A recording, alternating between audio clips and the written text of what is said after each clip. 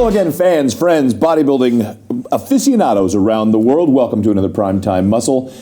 We are so excited to be getting this close to the big date, the Olympia, November 2nd to the 5th in Orlando. Tim Wilkins, joined by a very dapper Chris Cormier. Dapped it up. Not cool enough to say dapped, but you're dapper. Tarek, hello, my friend. This might be one of our best lineups in terms of elegance. I got the dark blue Armani with my grandfather green tie. Look at that. You with the tan, you look like Barack Obama on a Friday. Well, let me do it. Then, Tarek, I appreciate those words. They are very kind. They are good words. And that's the way it's going to be.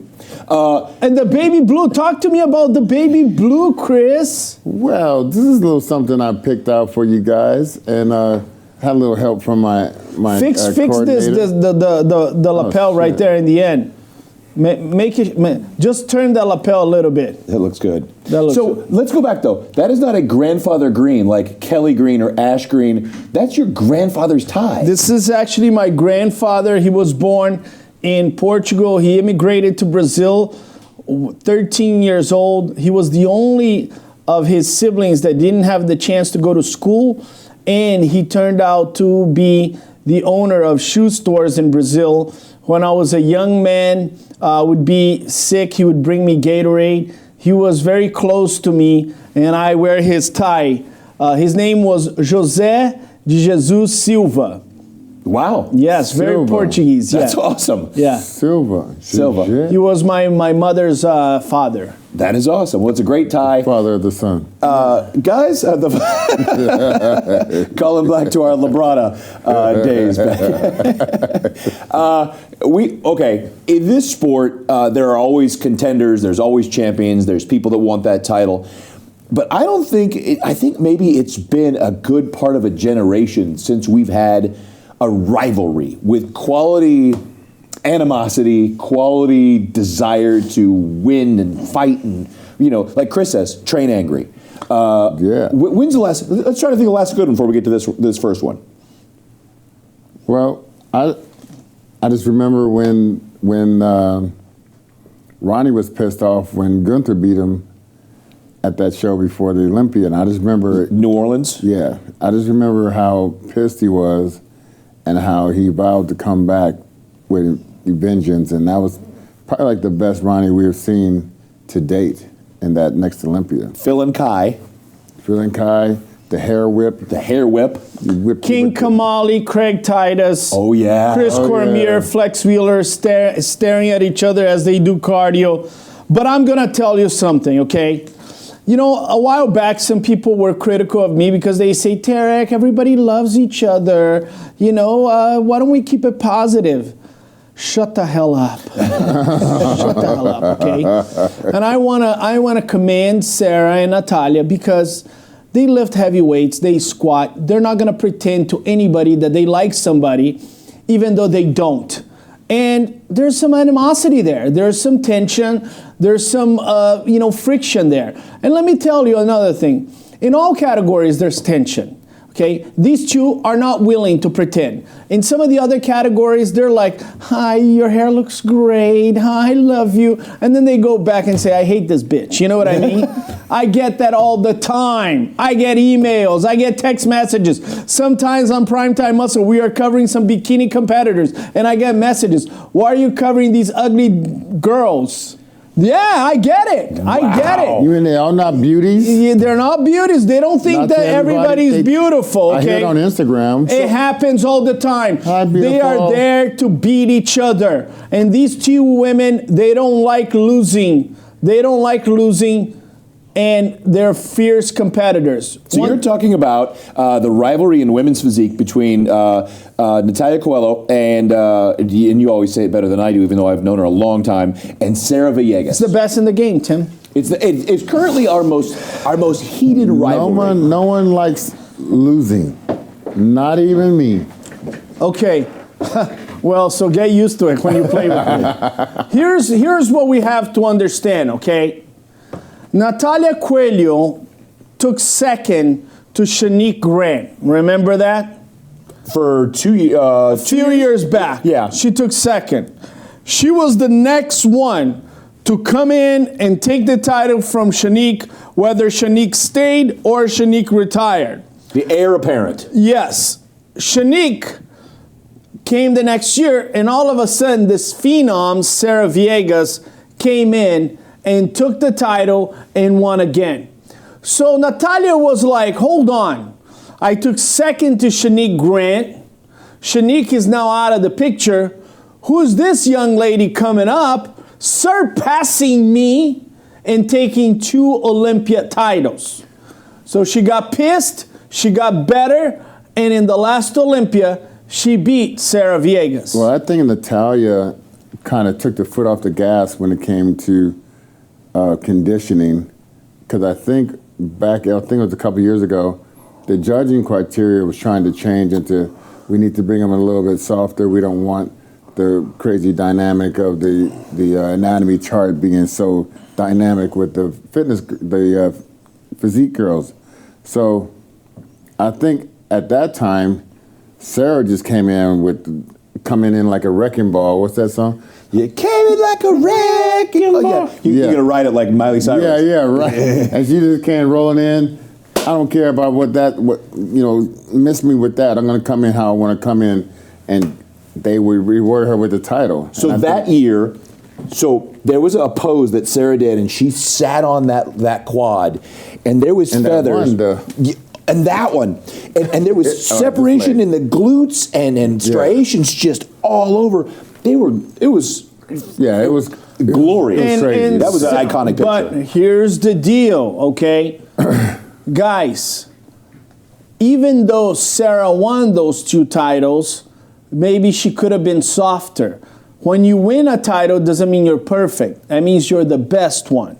At that show. Correct. When Sarah lost to Natalia, it doesn't mean that her conditioning was not good.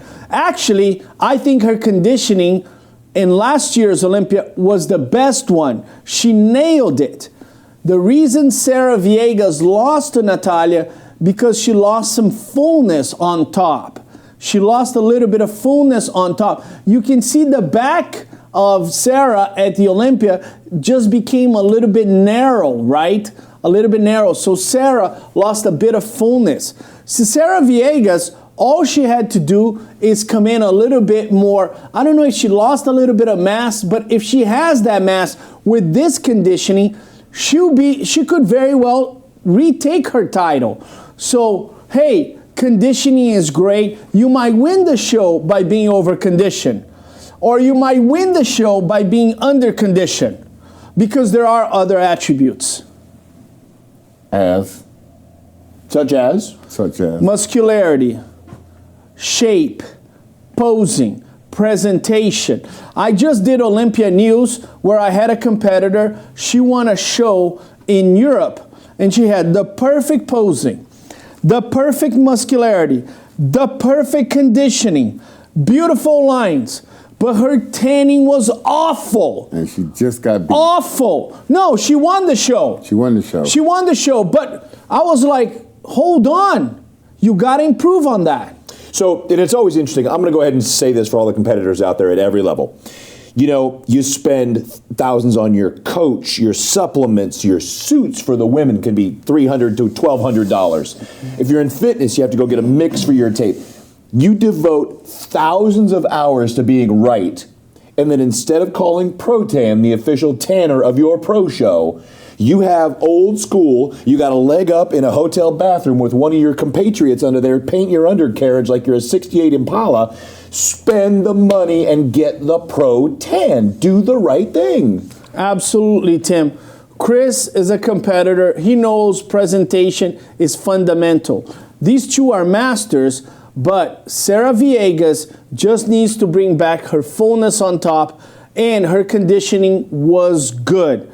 I don't want Sarah to think that her conditioning was not good. Look, she still has great separation on everything. She just lost a little bit of fullness on top. Now, Chris, here's the thought process, and we talk about this all the time. Focus on the Olympia, or like Natalia this year said, I want to go do the Pittsburgh because that show kind of started it all, and it's an honor to Jim, to the Manions. I want to go to Brazil and win in front of my family, win that title. And you're staying in that contest shape throughout the year. You're making a little gain maybe, or you're Sarah. December 10th of last year, whenever the Olympia finished, the 18th, she jumps on that private jet, flies back to the gym they own, and just gets angry for 9 months before the cut starts. Is there a win in either one, or are they both the same? It's not a win in either. I think Natalia, she eats clean year round, and I don't think it's a big deal for her to put herself in other competitions leading up to the Olympia. I was doing the same type of format, five shows every 6 months I was doing. So come to the end of the year, I'm 10 shows in. But, you know, for myself, I wasn't someone that went straight back on my diet. So I would give myself a little month after the competition to eat whatever I want, then get back on a diet. She goes from the prejudging to eating that way to the night show, finishing the show, and she's back on her diet the next morning. I know that's what Natalia does. So I could say this, Sarah just going straight back and honing in for that one show, that's what Sean Ray used to do. That type of workload, it wasn't so heavy on the multiple shows per year. And it does fare well when you're trying to hit that mark and trying to hit that peak. I think his record speaks for himself on that one. So let's talk about, Tarek, we'll go down to this far picture. You talk about we talked about this with Andrea Shaw and Christina Mendoza. Side chest, and the presentation on this side chest is a little different for women's physique, but the thickness and density, the quality of muscle, you know, that's a really great shot for Sarah. I don't mean to cut you off. No, it's good. But Natalia, I like the way she hits it here. I like she showing the quad here. I think Sarah can improve this shot here. I would get rid of that. I would take that thumb up and make that disappear. I'll utilize my quadriceps a little bit more instead of just the side of the leg here. And I would tilt this shoulder down. Maybe it's in the middle of where her's doing it, but I'm just going by this photo here. But I would tilt that shoulder down a little bit more so the judges can see, boom, from shoulder to shoulder, got the development in the upper pecs there. And I would just take more advantage of my physique here. Also, you see in the front double shots, the back double shots, I see Natalia, she don't really utilize both her pinkies on both hands. And I think that can give her a little bit more peak. As you see, Sarah is using both pinkies and both sides, front and back. And Sarah just that one hand, she's not really taking advantage of that pinky. And it gives you a little bit of elongated bicep shot there. The other one you can see is nice and peaked out with utilizing those two pinkies, the two smaller fingers. Judge? I gotta agree with Chris, especially here. I thought he wasn't gonna catch it, but he did. Good job, Chris. Thank you. You know, Sarah bringing down that shoulder will make her clavicle bones a little bit larger. And Chris is right. You know, that will be a good touch here to go against Natalia. Over here, Chris is again right. It's gonna rain today in Phoenix. You know, the biceps right there, you know, can have a little bit more peak. So I have to agree with Chris. I mean, it's incredible. I don't know what's going on with this man, but he's on fire Well, today. apparently it's Leo season. It's Leo season, baby. All right. Well, that is a great rivalry, and we will only know the answer to who's made the right choice throughout the year. This year at the Olympia, and we're going to find out more with stuff that's coming up this year when we come back.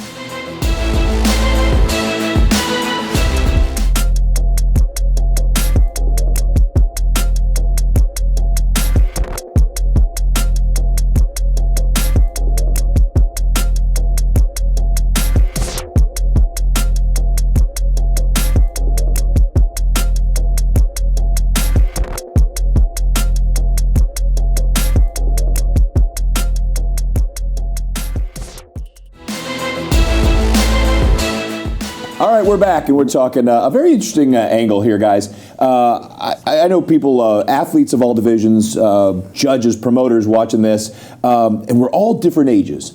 And I'm in the gym, and I'm working out, and I'm hearing guys talk, or guys will come up to talk to me, and they talk about the history of the sport. And I got young guys coming up going, oh yeah, I know all the champions. Sebum and Brandon Curry. I'm like, really? That's your history? Your history is in the last 4 years. You guys, we were at dinner at one point a few weeks back, and you guys were talking the history of the 70s, 80s, 90s. It is so important that we not only know the history of the champions, but there's so many great. Who was it? Tubbs? Who were we talking about the other day? We were talking about triceps. Was Ernie? Oh, Ernie Taylor. Ernie Taylor. Yeah. But there's so many great athletes, 80s, 90s, 2000s. Brian Buchanan we spoke about. We spoke about Brian Buchanan, yes. Tim, you're right. I'm often educating Chris Cormier about the history of bodybuilding.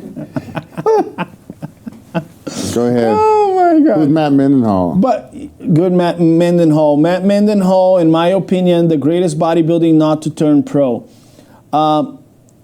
We're dealing with a problem here, Tim Wilkins and Chris Cormier. The Instagram generation is very immediate, self-satisfaction. And it's hard. It's hard for us to go to them and tell them, hey, you should know about Larry Scott. You should know about Sergio Oliva Sr. You should know about Mohamed Makawi posing. You should know that Benaziza beat Dorian Yates. And that's why Dorian Yates eventually developed that back. You should know Chris Cormier won 1993.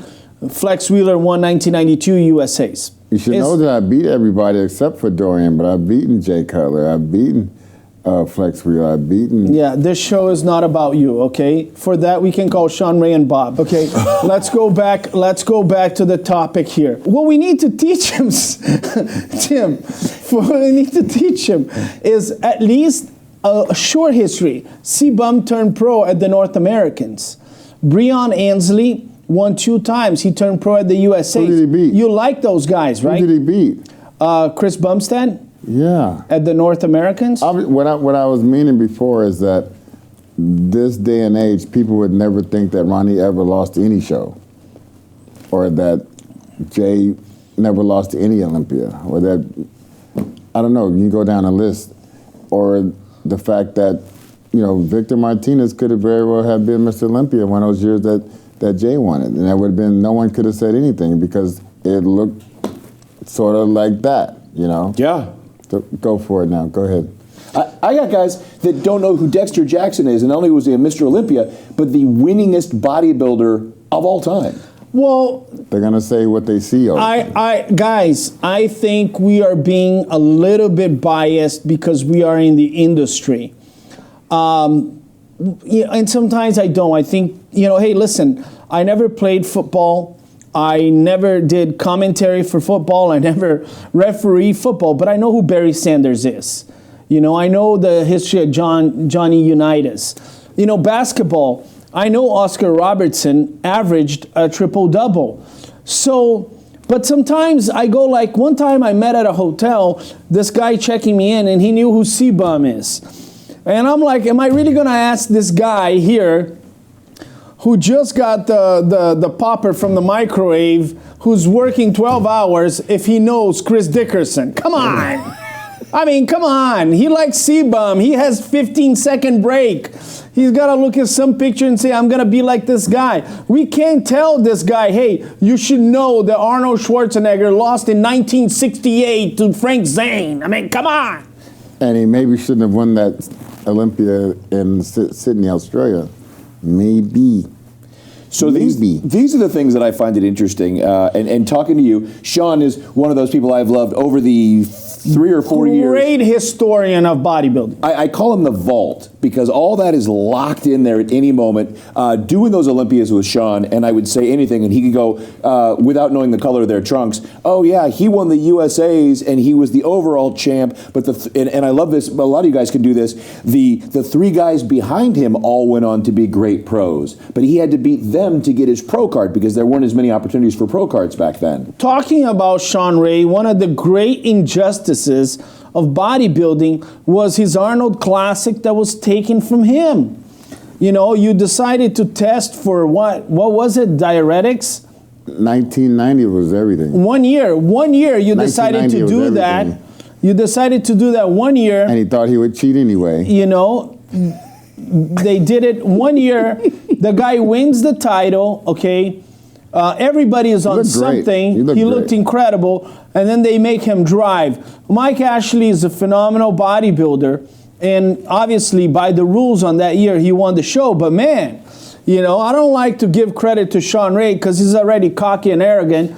But he did deserve to win that title. There has to be some redemption and respect on his name on that year. He came back and won it the next year, so he redeemed himself. Yeah, but man, he could have been two-time Arnold Classic champion. What about the money? What about the contracts? And if you're going to test it for 1 year, go ahead and test it for at least 10 years. We should go so back you can justify that. We should go back and judge those Arnold Classics and see who would come Let's out bring and who would have B-roll, and who would B-roll, have a B-roll. trophy right here with the Arnold Classic championship right here. Let's give credit to Sean Ray. Sean Ray on that Arnold Classic, he won. They tested 1 year. He should be two-time Arnold Classic champion, in my personal opinion. He is one of the greatest bodybuilders of all times. And in my opinion, this was the greatest injustice in the history of bodybuilding, was taking his title away. Now, so golden era, they really talk, 93 to about 2003. They really talk about, it was just stacked lineups.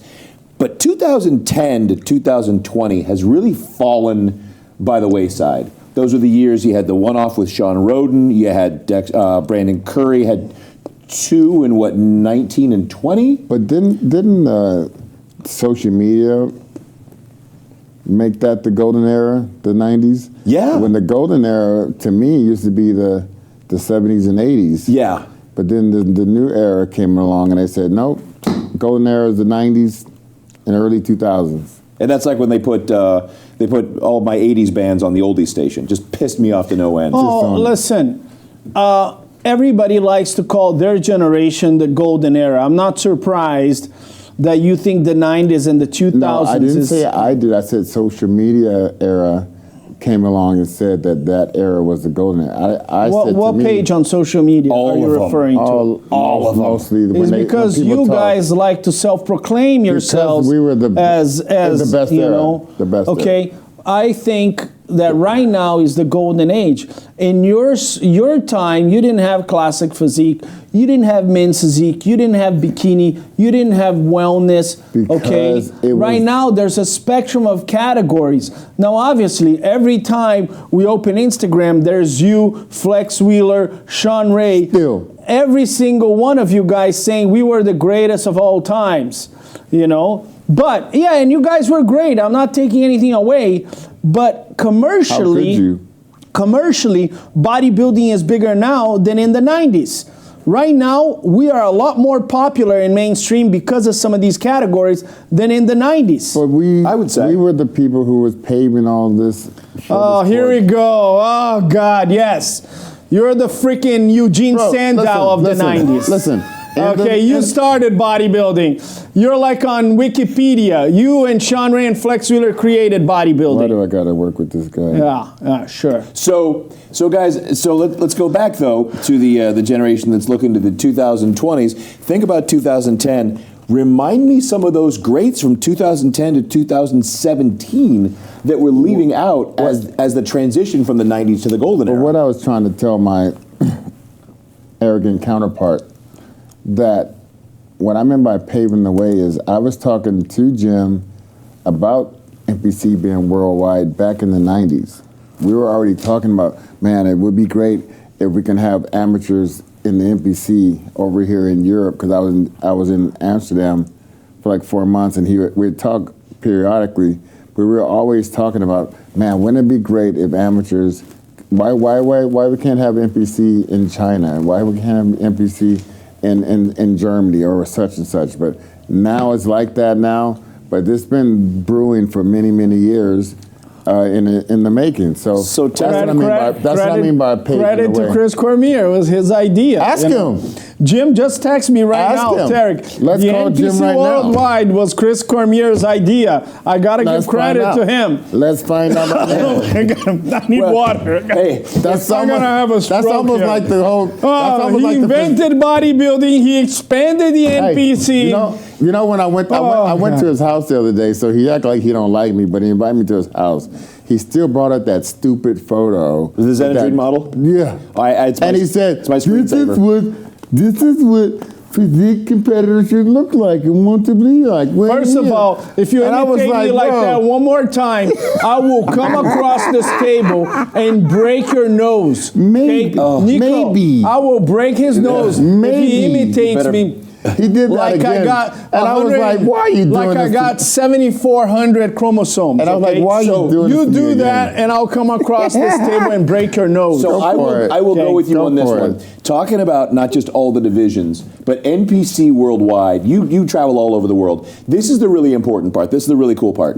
When you think of how many competitors now, how big it is in India, how big it is in China, how big the sport has gotten in Brazil. You judge shows in Mexico.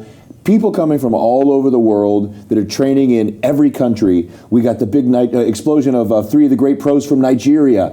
It's amazing to see where the sport has gone. It's not just Germany and America. Tim, you are absolutely right. The Olympia took an incredible chance to add all these categories to the show. I give credit to Jim Mannion on this one because Jim is one of those great leaders that he's not afraid to change and innovate.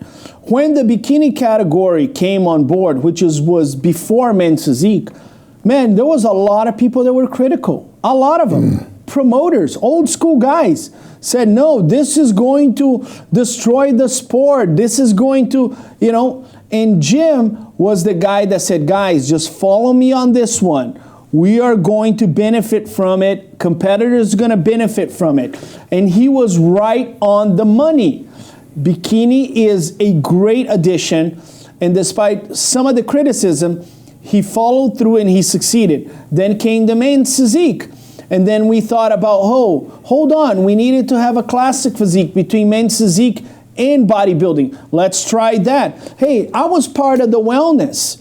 I was one of those guys that said, hey, this is a huge category. Some girls, they like to have bigger legs, bigger glutes. What about that? And Jim has always been open to changing things. And that's why I think the sport is so popular.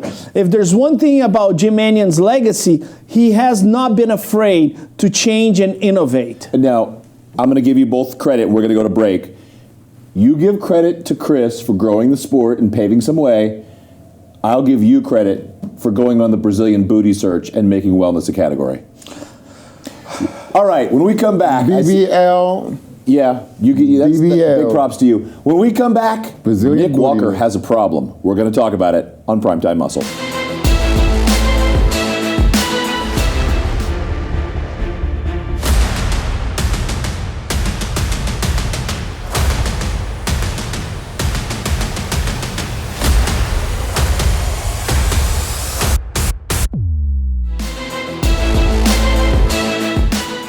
All right, we're back, and we talk about rivalries all the time, but one of the things I love is there's a few guys, especially in the open, that are not afraid to say what they feel about other competitors. It's one thing to have your own confidence, but another thing to say, I don't like that guy. I don't like his parts. I don't like who he is. Nick Walker, one of those outspoken guys, one of those guys that is a fan favorite. So many people, I'm one of them. I love the Mutant. And I love his outspoken nature, and he has a problem with Samson Dauda's back. What's the problem? It's Nick's problem. It's not my problem. He said, Nick? What's the problem? He said publicly, Nick Walker said Samson Dauda's back is flat. It's flat as hell. That's exactly what he said. Flat as a door, or He's just said his back is flat. flat as a board? Flat as a board. Flat You as a got it board. right. You got Flat it as a right. board. He said that in his trivia. and Samson Dauda knows that Nick Walker is not happy about losing the Arnold Classic to him, and all he's responding to everybody is that guy just keeps on talking. Okay? Here's the deal. Nick's not happy, and Nick wants Samson Dauda back on stage so he can redeem himself. Is Nick Walker 100% wrong? I wouldn't say this man's back is flat as a board, but I think Milos Sarcev and Samson Dauda, they know that Samson's possible weakness is his back. And Nick is picking on it. Nick is letting everybody know, look at his back. How can this guy beat me? Well, maybe, do you think that some of that comes from years of people trying to pick on Nick for his shortcomings in his physique that he had to overcome? So he's like, I'm putting this heat on you, Samson. You got to overcome it. I agree with you. Hey, everybody's talking about me not having the smallest waist in bodybuilding. Okay, shut the hell up. Let's talk about Samson Dauda's back. Let's talk about, Hadi Choopan's this. Let's talk about Derek Lunsford that. He's saying, if you guys are picking my physique apart, it's time for you guys to pick their physique apart as well. Agreed. Now, Nick, this is one of those poses. So we'll go back to back. We haven't seen, or I haven't seen, any update pictures from Nick throughout Instagram. It's him in the car drinking a coffee, being hilarious with the girl.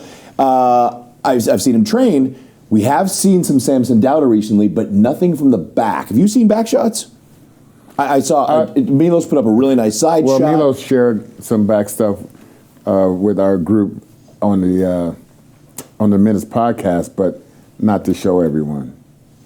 Oh, that's great. That's great for our show. Thank you. Could you walk us through secretly? This is like a trial rendering. Tell us what you saw in his improvement on his back. Yeah, you can see improvement, but that's been his focus for a few years now. Even when he first came onto the scene, the Judo Arnold Classic, he was always saying, "Hey, if you improve your back, I mean the front is already there. You just got to keep improving." But he has improved there. It's not 100% better than Derek Lunsford or even Nick's, but I could see that there's improvement in it. And when you say back, there's the lats, there's the teres minors and majors, there's the trapezius and the middle of the trapezius and the lower trapezius that go to the middle of the back. That's where you concentrate on for the back development usually when you're talking about a good back or a bad back. And then there's the lat insertions that go down there closer to the hip. So when you're going to try to improve this area, you got to focus on all these different components, all these different movements of the back, and what it entails as far as making it all in unisons and making the whole shot looks great. I'm going to put this out to both of you guys, and I'm going to put this out to the bodybuilding community, because this is one thing right now that it's starting to really aggravate me. Of course, I'm a powerlifting coach. Don't get aggravated. It's rare for me, but I'm a powerlifting coach, and I get all the trash talk with the powerlifters of I do this deadlift and I bench this. Bodybuilders do that training every day, and they'll do 5 reps of what some powerlifter is doing for one, go new PR.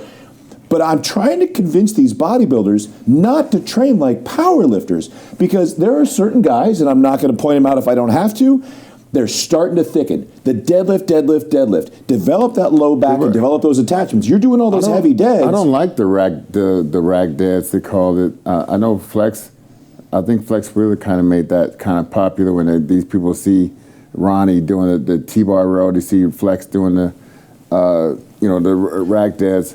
But Flex has the genetics in his back. Those rack deads didn't make his lats straight like that. Flex is doing that, but he has that already. When he comes up, if you contract and squeeze that area, it's going to look like that. That don't mean. Don't you think that thickens? Yeah. So it's not a very. I'll never train anyone to do that exercise. I think it's a worthless exercise for a bodybuilder. I don't see anyone doing. Okay, I'm going to do a bunch of, racking it, or even a T-bar row. It's so much arm development in that movement that I think is a waste of movement. Also, I know Ronnie did it. He did 9 plates, 8 plates. Ronnie's body was set up. He had the short torso, the long glute, long leg setup on his body, and yeah, it looks very impressive. Did it help his back? After all these surgeries and everything, did it help his back? I don't think so. And did he have great arms already? Yeah. But did it help his back? I don't think so. I'm going to agree with you, Tim. Some exercises thicken your waist. And as you get older as a bodybuilder, your waist starts getting thicker. And the first thing to start going is your legs. So for you to start compromising your waist is a very, very tough thing to do in bodybuilding. Having a small waist can actually elongate your career as a bodybuilder. If you start doing all these crazy basic exercises, your waist is going to thicken up, and then your legs are going to start looking smaller. And then when your legs actually start getting smaller, your career is over. Because then you start, kind of becoming just straight up and down. There's no quad sweep. Your waist is coming to the sides. I think bodybuilders, they need to be smart about what they train. And Chris is right. Know your physique.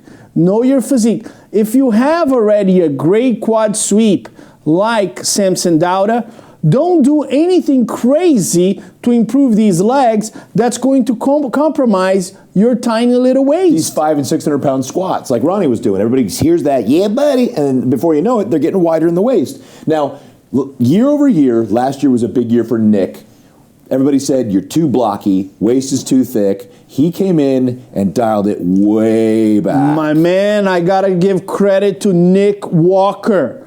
Nick Walker waist is getting smaller. Do I have a clue what he's doing? No, I don't know what he's doing.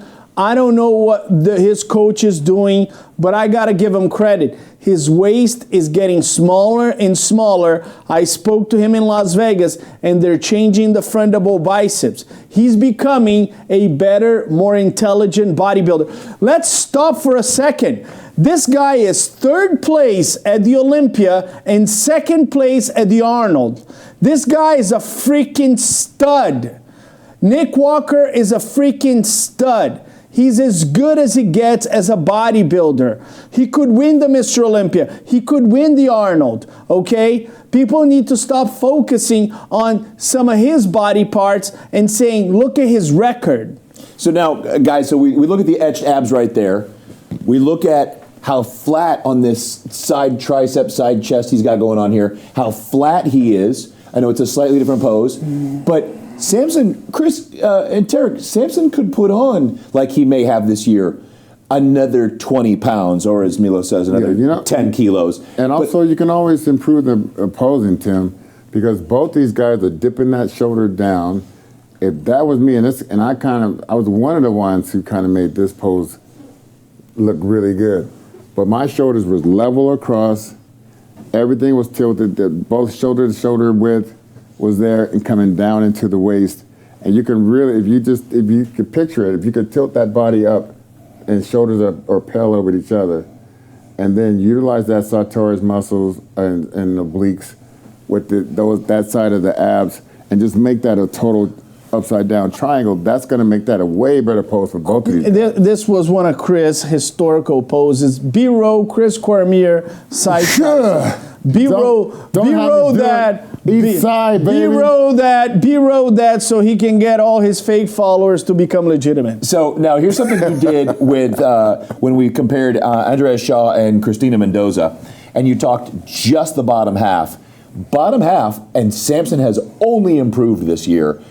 The quad sweep and the ham drop, both just massive.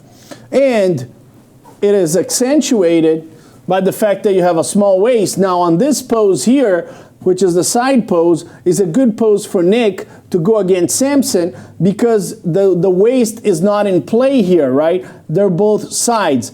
Nick Walker doesn't have small legs. These are humongous legs. Look at the hamstrings and the quads. Both of them have humongous legs. It's just that from the front, it looks like he has better quad sweep because of the waist. But both of them are two of the best legs in bodybuilding. I know we don't have the kneeling shot of Nick, but Nick's kneeling twisted back shot is for the ages. It makes that waist so much smaller for him. That shot is like, I'll do a hell of a lot more of those kneeling shots, Nick, at this next Olympia, even when you are trying to show the prejudging in the compulsory, you know? We were talking about top 5 the other day, and I made the mistake, and you both just let me have it, which I appreciate because you were right. I didn't mention Nick Walker fighting in that top 5, and we cannot count. I was telling you, Man, you made a mistake. Tim, you stepped on your own. Put Tim's Peter. Instagram there so he can get attacked. We want to make sure that if you are a Nick Walker fan, you go on Tim Wilkins' Instagram page and just report and annihilate his Instagram. Thank you so much. Did you see? Thank you. Did you check out the trunks? What type of trunks were they wearing When? just now? It What was color red trunks? and green. And green. All right, yeah, then. even I was Okay, looking. don't ever The trunk underestimate. master. I'm the guy that beat the crap out of you every single week on the trivia. All right, guys, the guy that knows his trunk colors. Again, it just flies by. It's always a blast. And we got the Olympia coming up November 2nd to the 5th. All these rivalries come into play. One champion in every division will be crowned. Who's it going to be? Let us know. Like, comment, share, and as always, real deal. Real deals in the house. Tarek Elgin, Dropping dimes. the Mega Judge. Tim Wilkins, we'll see you next time on Primetime Muscle.